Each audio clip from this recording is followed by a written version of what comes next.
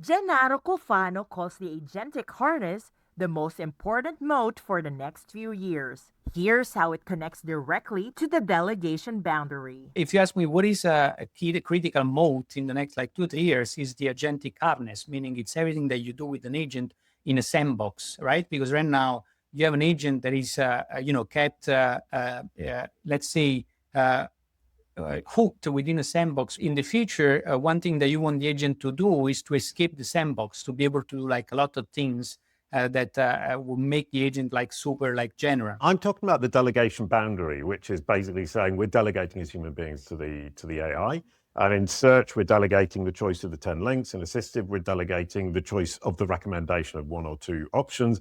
And with agents, we're delegating the actual action. So the harness is the key to the delegation boundary. Yeah, exactly. It's exactly the point. I mean, delegation judgment layer will be like the most important elements of the next like 2-3 years. So we're going to be obsessing over it. Does your business sit on the delegation boundary? A coffee shop might have 5% agents as clients, whereas a SaaS company might have 95%. 100%. There is one only thing which is sure, which is mutation, meaning like every SaaS company, what I say is going to become like an AGaaS, meaning like an agent as a service company.